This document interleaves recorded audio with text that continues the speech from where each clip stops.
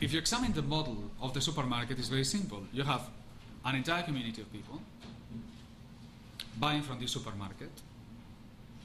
Then all the money goes back to the shareholders and suppliers from the most various places of the planet.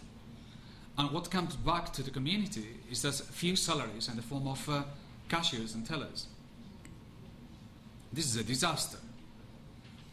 If you compare that model to one of an open market in which you have 10,000 people buying from 10,000 people, the money goes from the hairdresser to the lawyer, from the lawyer to the restaurant, from the restaurant to the babysitter, to this, to the other. The money goes ping pong from one side to the other. It circulates much, much faster. Now, for those who are familiar with the term, the velocity of money is one of the elements that it is considered an improvement in the quality of living. So those models that increase the velocity of money are considered to be better. Well, the open market or the Islamic market in relation to the supermarket is the comparison of 1 to 100 in terms of velocity of money and the capabilities that it can do. And a smaller amount of money will circulate many more times within that society, and therefore generating more wealth. Okay? So we bought the supermarket idea straightforward. And I remember the days when Margaret Thatcher was still in power in Britain, and how she, with a single stroke, completely wiped out a complete generation of all the remaining British shops that were in the island. When she did that thing, which was part of her monetary policies, providing heavy amount of credit to and legislation to cover it up for the supermarkets, her argument was, we are getting rid of non-competitive businesses.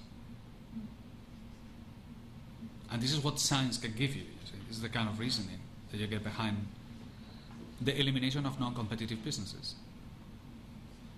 She wasn't saying monopolies are a disaster, because what she was trying to prove is that if you make money, it's okay.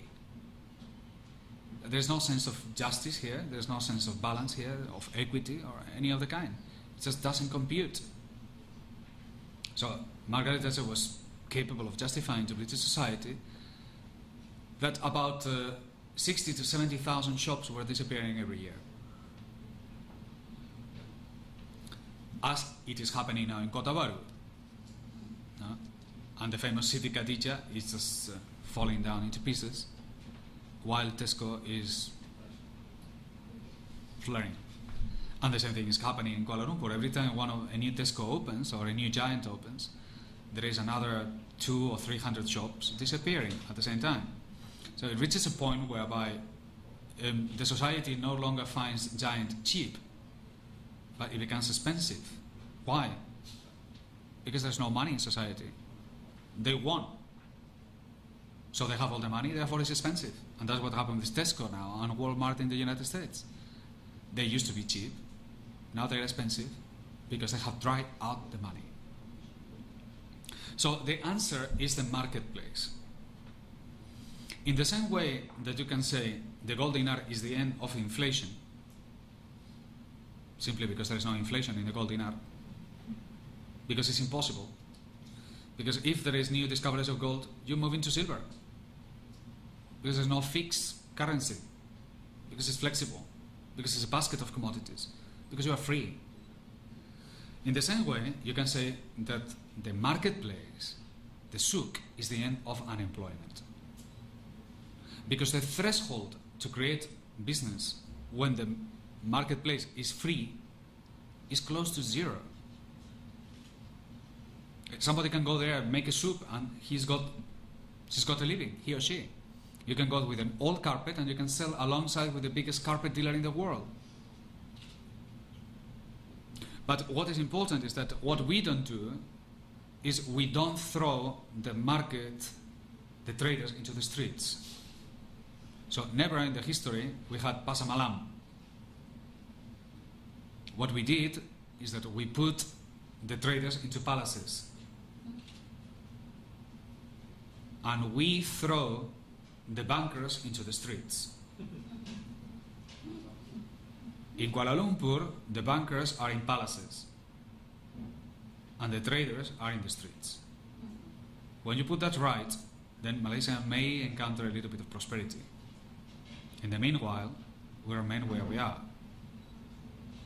Because Allah says it very clear, Halalahul baya wa haramul riba. Instead of that, what we have done is Halalahul riba, thanks to Islamic banking, and haramul baya. So if we see somebody trading in the wrong place, goes to jail.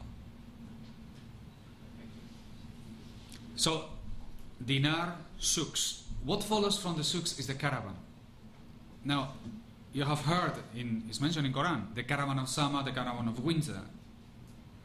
Now, most people say, okay, the caravan, what's the caravan? Ah, yeah, but this is camels in the desert, isn't it? And so, I mean, we have cars today, so forget about caravans. It's nothing to do with it. The caravan is a public infrastructure for export. What is important about the caravan is that it doesn't belong to a company. The caravan was the caravan of Medina. All the logistics and all the infrastructure, warehousing from here to the different markets belong to the city of Medina. Not only the infrastructure of retailing is public property, but all the infrastructure of outward trading, whatever the place was. We can call it export, although the word may sound a little bit strange. But all the infrastructure for that is also common property. So you don't have a situation like in Indonesia where 95% of all the food has to be sold through Indofood. They are the exporters. If you don't go through them, you don't have a chance. And then these other companies, these large companies are the ones that they benefit from what we call Matrade and similar policies. So when Rafida goes to China, she's representing the big companies, not the small ones. She doesn't care. Because they say, well, you are the ones who buy from all the small ones, so if you make the money, then the Malaysian people are going to make the money. No, absolutely, totally untrue. These people make the money, they put it in their pocket. They don't distribute it thinking, well, it actually comes from the society. No, they think, we are very clever, thank you very much. But it's the taxpayer who pays for the journey of Rafida and who allows the whole encounter to take place, representing Malaysian manufacturers, while it is not true. Now, only the caravan represents this type of total openness, because everybody can come and join into the caravan. It's an open-ended.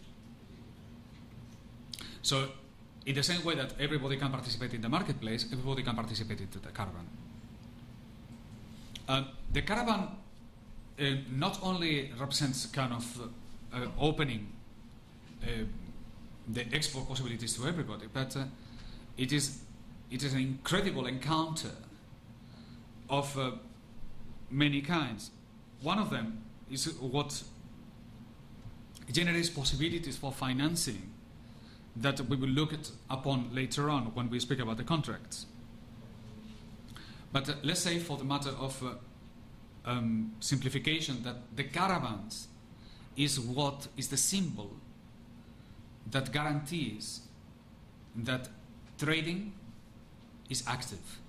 When the caravan doesn't exist, you can say that trading has disappeared.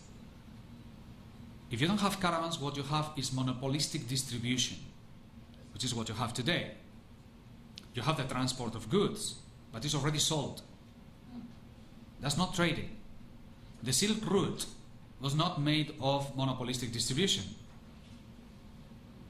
It was made of people who went to trade. The goods had not been sold yet. Now that is trading. So when Allah subhanahu wa ta'ala says halalahul baya wa haramul riba, He's referring to trading in this fashion.